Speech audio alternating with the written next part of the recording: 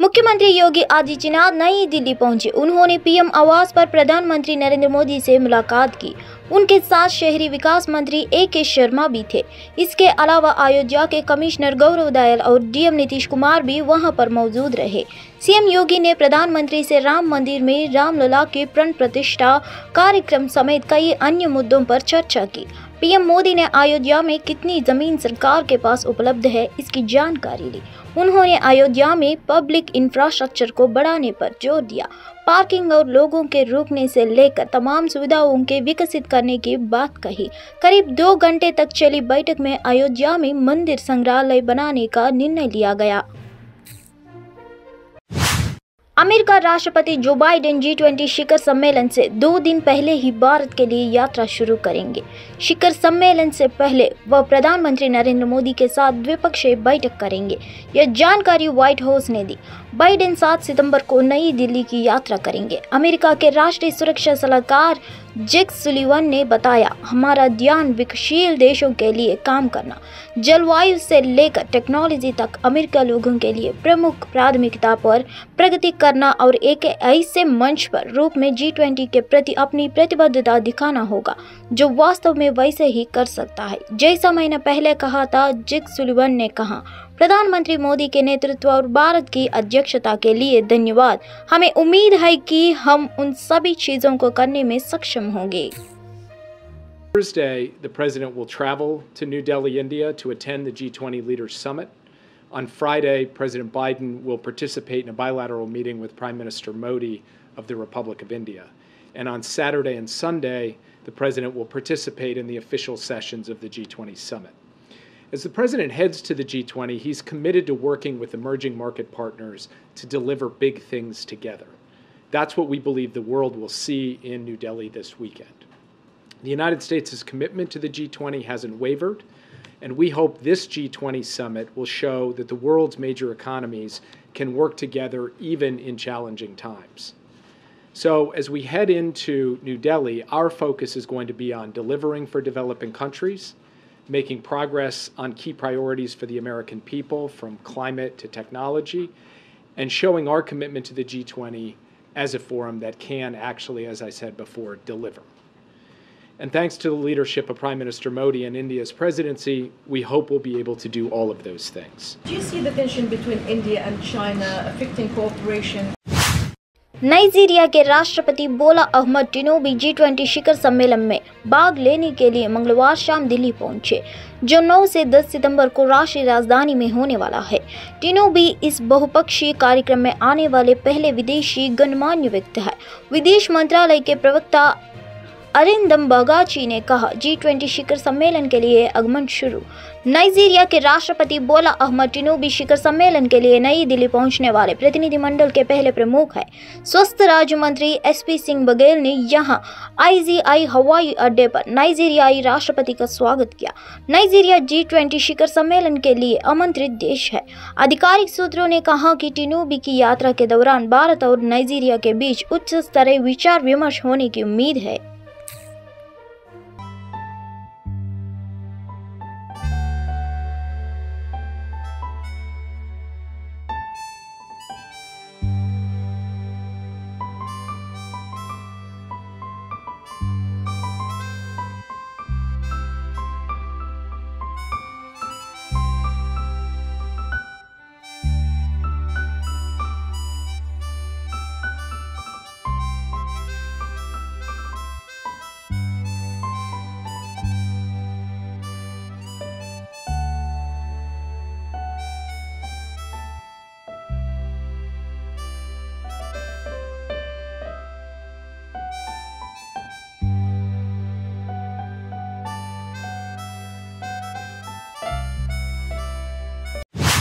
पूरे देश में विपक्षी गठबंधन इंडिया और भारत नाम को लेकर बहस छिड़ गई है।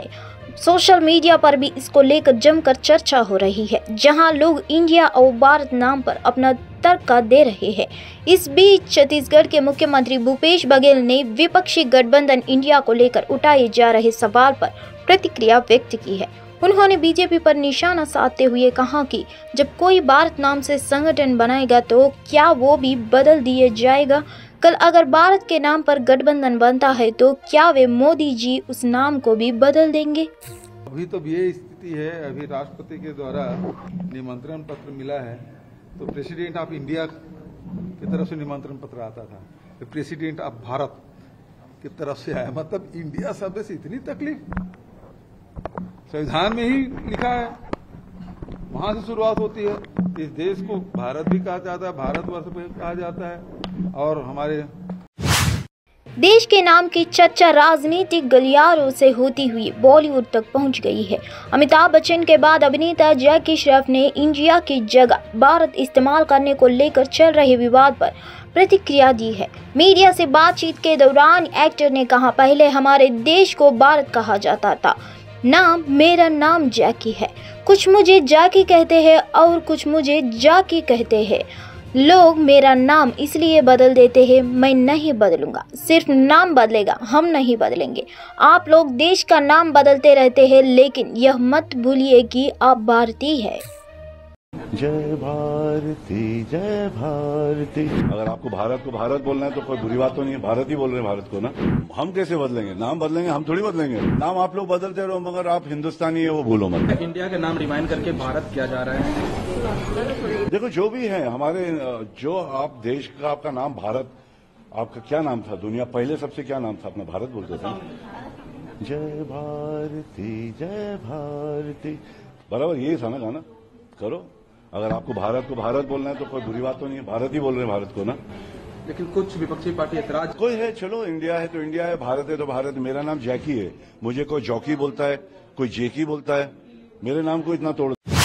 जैसे जैसे G20 शिखर सम्मेलन हर गुजरते दिन के साथ करीब आ रहा है, राष्ट्रीय राजधानी को इस आयोजन की मेजबानी के लिए खूबसूरती से सजाया गया है। भारत 9 से लेकर 10 सितंबर तक नई दिल्ली में होने वाली G20 शिखर सम्मेलन की मेजबानी के लिए पूरी तरह तैयार है। G20 शिखर सम्मेलन में भाग लेने के लिए विश्व नेता नई दिल्ली पहुंचेंगे। गौरतलब है कि भारत ने पिछले साल 1 दिसंबर को G20 की अध्यक्षता संभाली थी और देश भर के 7 शहरों में G20 से संबंधित लगभग 200 बैठकें आयोजित की गई थी। शिखर सम्मेलन नई दिल्ली के प्रगति मैदान में अत्याधुनिक भारत मंडपम कन्वेंशन सेंटर में आयोजित किया जाएगा।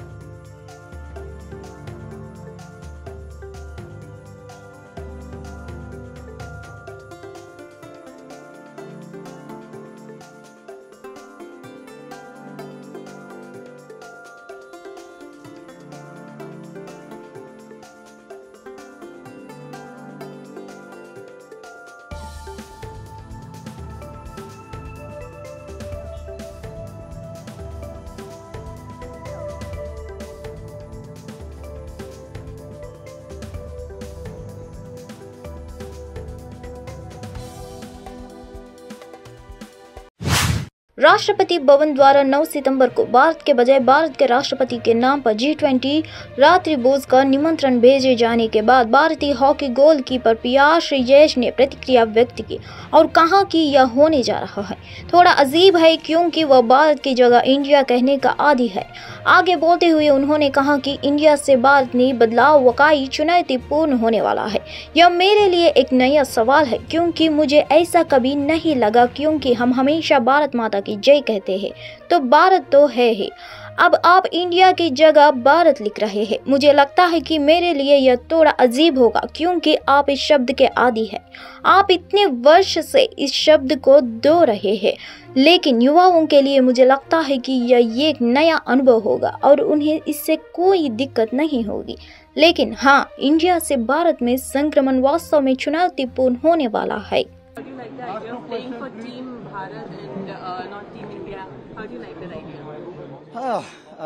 That's a new question for me, because I never felt it like that, because we always say Bharat Mata ki Jai, so Bharat is always there, and now it's your, instead of India you are writing Bharat. Then I think for me it's going to be a bit strange, because you are used to this word, you are carrying this word for so many years. And but for the youngsters, I think that's going to be a new experience, and they will be okay with that. But yes, transition from this India to Bharat, it's going to be like really challenging. खेल मंत्री अनुराग ठाकुर और भारतीय Olympic संघ के अध्यक्ष PT Usha ने एशियाई खेलों के लिए भारतीय दल के लिए औपचारिक पोशाक और खिलाड़ी किट का अनावरण किया।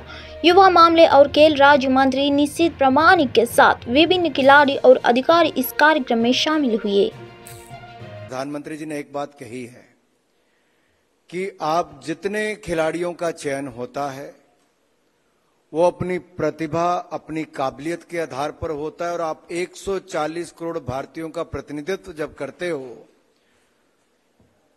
तो इस उम्मीद जो भारत के लोगों की आपके ऊपर है वो तो है, क्योंकि आपकी राष्ट्रपति द्रौपदी मुर्मू ने नई दिल्ली में आयोजित एक समारोह में 75 चयनित शिक्षकों को राष्ट्रीय शिक्षक पुरस्कार प्रदान किए। इसमें 50 स्कूली शिक्षक, उच्च शिक्षा विभाग के 13 शिक्षक तथा कौशल विकास और उद्यमिता मंत्रालय के 12 शिक्षक शामिल हैं। इस साल से उच्च शिक्षा विभाग तथा कौशल विकास और उद्यमिता मंत्रालय के शिक्षकों को भी राष्ट्रीय शिक्षक पुरस्कार के दायरे में लाया गया है। इस अवसर पर राष्ट्रपति ने कहा कि महिला सशक्तिकरण के लिए बालिकाओं और महिला शिक्षकों को प्रोत्साहन देना बहुत आवश्यक है। उन्होंने कहा कि शिक्षण क्षेत्र में महिलाओं की भागीदारी को देखते हुए महिला शिक्षकों को मिलने वाले शिक्षक पुरस्कार की संख्या अधिक होनी चाहिए। राष्ट्रीय शिक्षा नीति में एक मजबूत और जीवंत शिक्षा प्रणाली को विकसित करने पर जोर दिया गया है। गुणवत्तापूर्ण शिक्षा प्राप्त करना प्रत्येक बच्चों का मौलिक अधिकार माना गया है। इन लक्ष्यों को प्राप्त करने में शिक्षकों की भूमिका सर्वाधिक महत्वपूर्ण है। हमारी शिक्षा नीति भारतीय संस्कारों और गौरव से जुड़ने को प्राथमिकता देती है। भारत की प्राचीन तथा आधुनिक संस्कृति, ज्ञान प्रणालियों और परंपराओं से प्रेरणा प्राप्त करना भी हमारी शिक्षा नीति का स्पष्ट सुझाव है। हमारे शिक्षक और विद्यार्थी चरक, सुश्रुत तथा आर्यभट्ट से लेकर पोखरण और चंद्रयान 3 तक की उपलब्धियों के बारे में विस्तृत जानकारी प्राप्त करें, उनसे प्रेरणा लें तथा बड़ी सोच के साथ राष्ट्र के उज्जवल भविष्य के लिए कार्य करें। हमारे विद्यार्थी और शिक्षक मिलकर कर्तव्य काल के दौरान भारत को विकसित राष्ट्र बनाने की दिशा में तेजी से आगे ले जाएंगे, ये मेरा दृढ़ विश्वास है।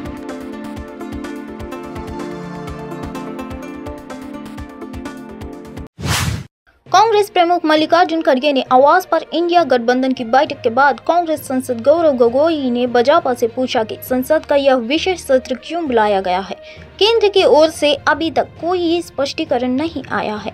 हमारी मांग है कि बीजेपी को थोड़ी पारदर्शिता दिखानी चाहिए और देश की जनता को इस विशेष सत्र के एजेंडे के बारे में बताना चाहिए। गौरव गोगोई ने कहा कि बीजेपी भारत गठबंधन से डरी हुई है। मीटिंग में सभी की ये राय थी कि ये विशेष सत्र क्यों बुलाया जा रहा है। सरकार की तरफ से कोई भी स्पष्टीकरण आज तक नहीं आया है। लगभग 12-13 दिन बाद पार्लियामेंट का एक विशेष सत्र होने वाला है और देश को नहीं पता कि इस विशेष सत्र की विशेषता क्या है। तो हमारी मांग ये है कि भाजपा पारदर्शिता दिखाएं और देश को अवगत कराएं कि इस विशेष सत्र का विशेष एजेंडा क्या है और हमारी तरफ से इंडिया